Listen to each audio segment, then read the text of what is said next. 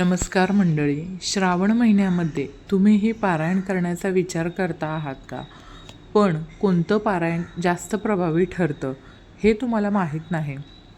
नवनाथ भक्तिसार पारायण, शिवलीलामृत पारायण का गुरुचरित्र? तर आजच्या व्हिडिओमध्ये आपण पाहूयात की श्रावण महिन्यात कोणकोणती सेवा व उपासना करावी.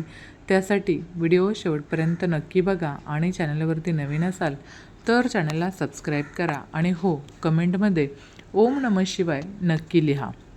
महादेव तुमच्या सर्व चांगल्या इच्छा पूर्ण करोत हीच प्रार्थना करते आणि आपल्या या व्हिडिओला सुरुवात करते. नमस्कार मंडळी. यंदाच्या वर्षी 13 ऑगस्ट 2026 या दिवशी या मंगलमय श्रावण महिन्याला सुरुवात होणार आहे. त्याची सांगता सप्टेंबर 2026 रोजी होणार आहे. या पूर्ण महिन्यामध्ये भगवान शिवांची उपासना, पूजा निष्ठेनं जो भक्त करतो त्या भक्ताला विशेष आध्यात्मिक असं फळ मिळतं. भगवान शिवांना भोलेनाथ असं मानलं जातं. कारण का? आपण श्रद्धेने थोडी जरी भक्ती केली तरी ते आपली सेवा लगेचच स्वीकारतात आणि आपल्या कठीणातील कठीण इच्छा पूर्ण करतात. म्हणूनच त्यांना भोळा शंकर असं सुद्धा म्हटलं जातं.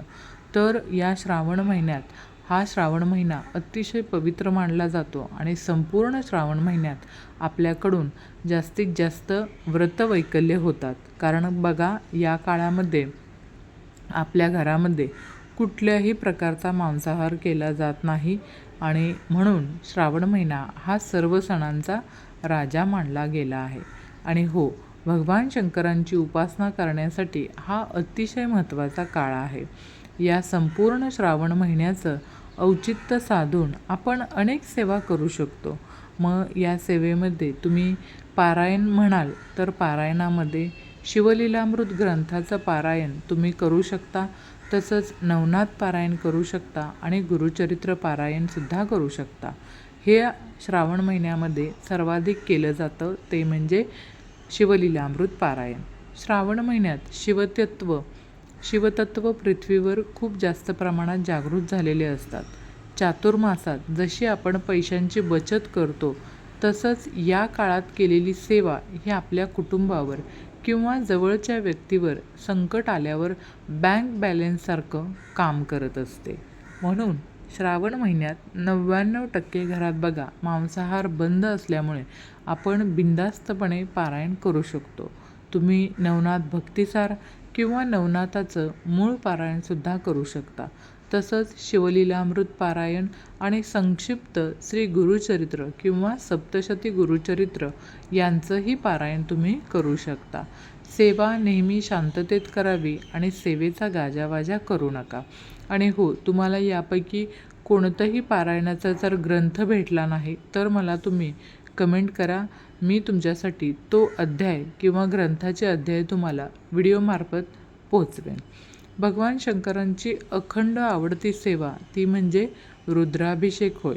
श्रावण महिन्यात किंवा महाशिवरात्रीला आपल्याकडून रुद्राभिषेक घडतो. या संपूर्ण श्रावण महिन्यात भगवान शंकरांच्या शिवपिंडीवर अभिषेक करून रोज ओम नमः शिवाय किंवा रोज रुद्राभिषेक करावा.